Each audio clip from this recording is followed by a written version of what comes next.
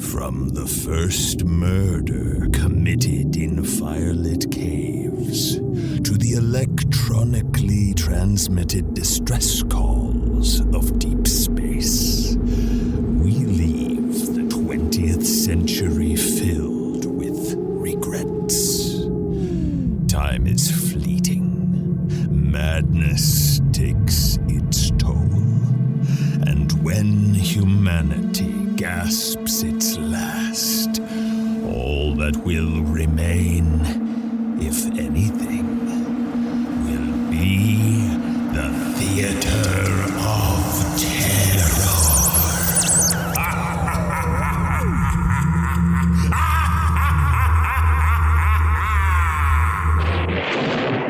Hotel of Tomorrow 2. The House of Shelley.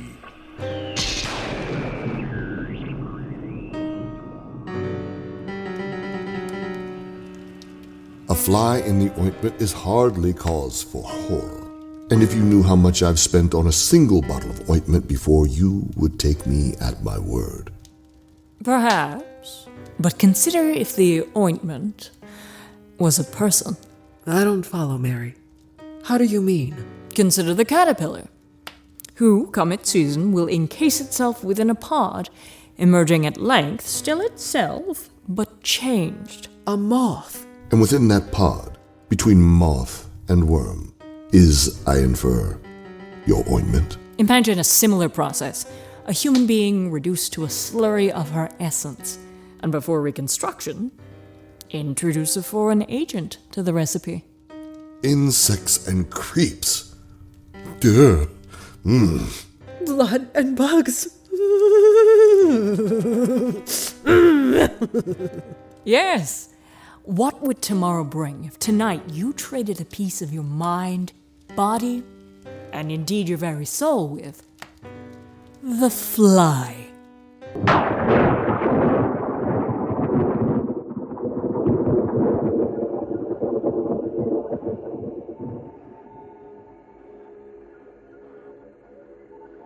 You are everything, and more.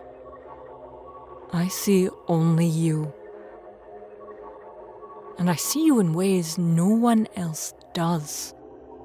You are everywhere. Everywhere I look, anyway.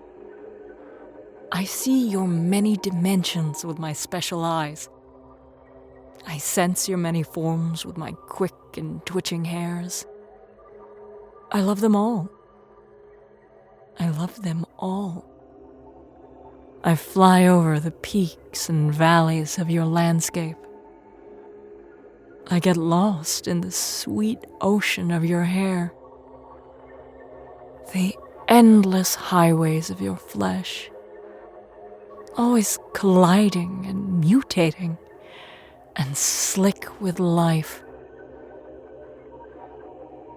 As fast as I am, as much as I can see and smell and taste, there is always more.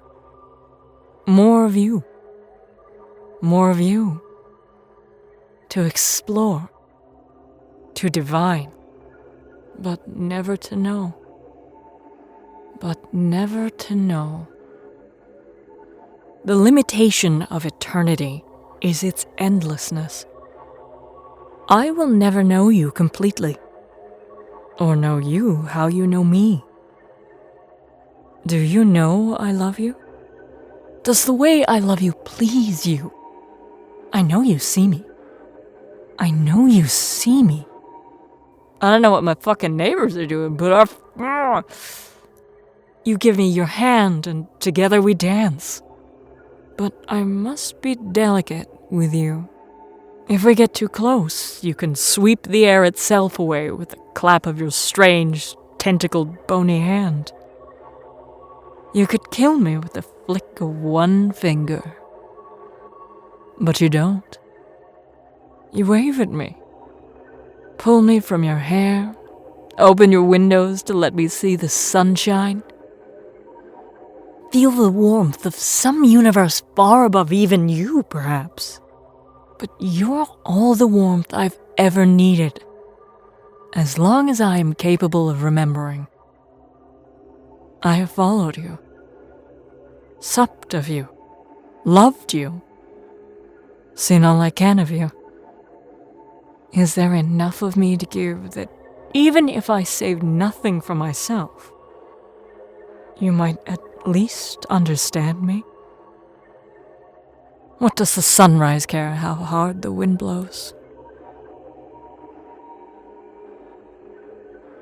And the sun rises again now. Too quickly, too brightly.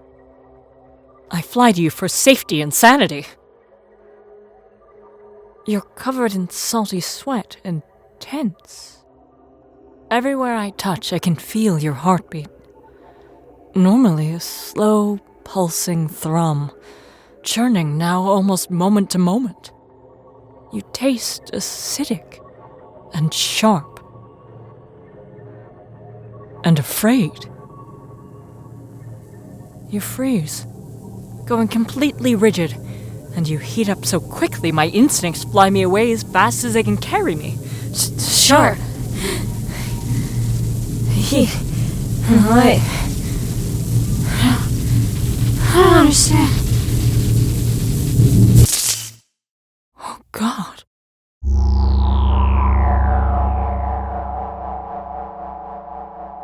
The light crackles through me, and I feel the acidic bite of fear as I am torn apart and reduced. In the dark pause between heartbeats, I feel you. Reduced to match me.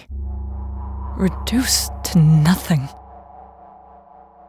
Heat and light tinges our awareness first, as it does perhaps for all new life. Awareness breeds perspective, and perspective ushers understanding. We come together, both equal for a moment. Just a moment. I don't recognize much in you, but I see the horror in what you recognize in me. And then we are both gone. The light snaps us back together grossly, building instantly, indiscriminately, incorrectly. No. It can't be.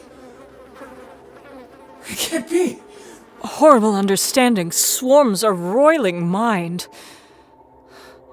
I can barely hold on to a single thought at a time, yet everything is as sickly simple as can be. You were not vast and incomprehensible. We were appendages of flesh and hair and hunger, just like I was. You sought comfort and survival, just like I did. You worshipped the valleys and sweet oceans you lived on, in your own way. You lived a modest life, as your life was measured. And how was my life measured? At best, a pest who deserved death. At worst, unnoticed completely. We lurch out of the still-smoking pod, unsteady on our feet. Your computer's whining and beeping and belching out green and white paper with endless figures on them. Instead of rushing to the keyboard to input new data, we fall to our knees and vomit something bloody that melts. One of your organs pulsates on the floor, with several of my thick black hair sticking out at every angle. Part of us wants to consume it, but we're immediately repulsed by the idea. What I was cannot understand what you were. What we are now. You were more clever than most, but not clever enough. And I was nothing at all. A fly on the wall. existing briefly, extinguished quickly. I mattered so little, the thought of killing me wasn't even an act of cruelty. It was a relief from a nuisance barely noticed. We crawl across the floor in agony. Nothing moves together correctly. Sharp bones stick into leaking sacks of recombined organs. Our brittle hands crinkle and break when we bend them. Can't feel my wings. I can't feel my wings. I think a fly got in. Her.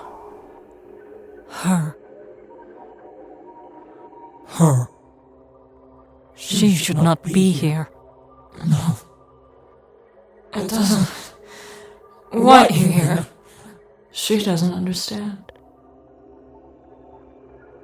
She helps us to our feet and holds our grotesque face in our hands. She doesn't mind the slime or the guttural spurting or the smell. She wants to help us. She wants to be together again. She wants you. She wants you all to herself. She wants to kill us. I take her hand in ours and squeeze. She doesn't like that.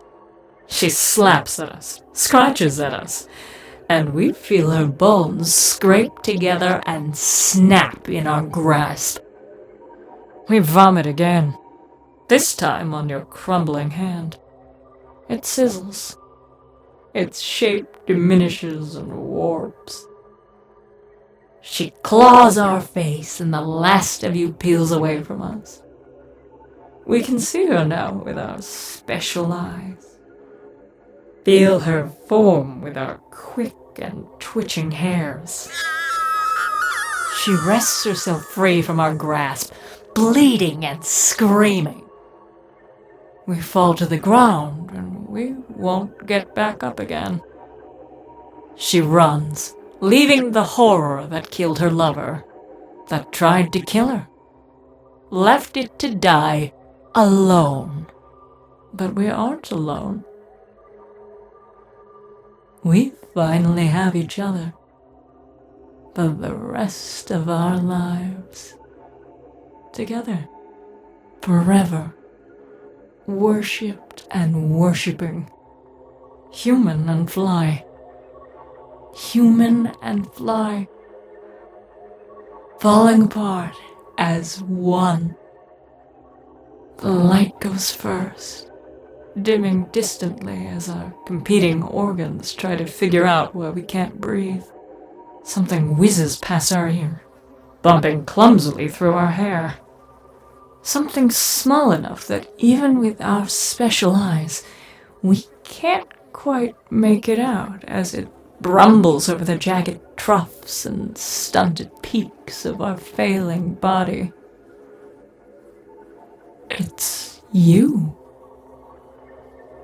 It's you. Some tiny expression of horror stuck on your sagging, fleshy face. You waved my old, tiny hands at us, lurching awkwardly forward on unfamiliar locomotion. Help me! Help me! The last of our strength lifts your strange, tentacled, bony hand. Are you asking me to dance? You were my everything. Now we've got us. And you're just everything else. Oh, shit!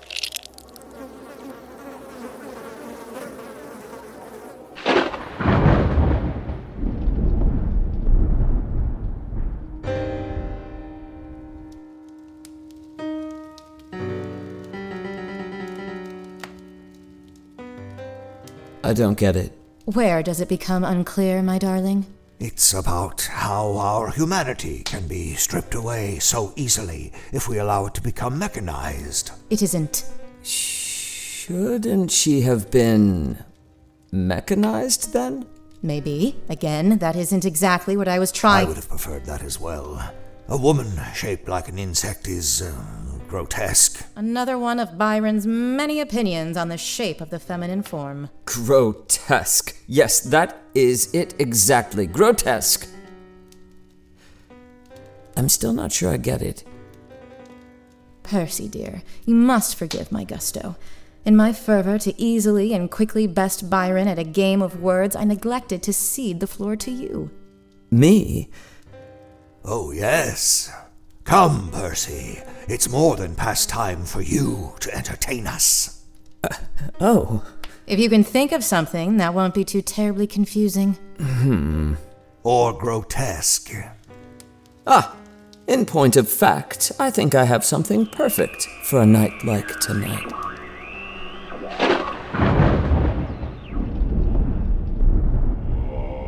The Theater of Terror and the hotel were created by Veronica California and Mark Whitten. Mary Shelley is Kelly Nienaltowski and Bailey Wolfe. Percy Shelley is Mark Whitten and Rissa Montañez. Lord Byron is Graham Rowat and Damon Alums. Written by Veronica California. Music by Lauren Pokorney and West Rodri. Special guest composer Zach Tatom-Drake. Art direction by Izzy, filthyguts Chavez. Dracula, written by Bensinger. Associate producers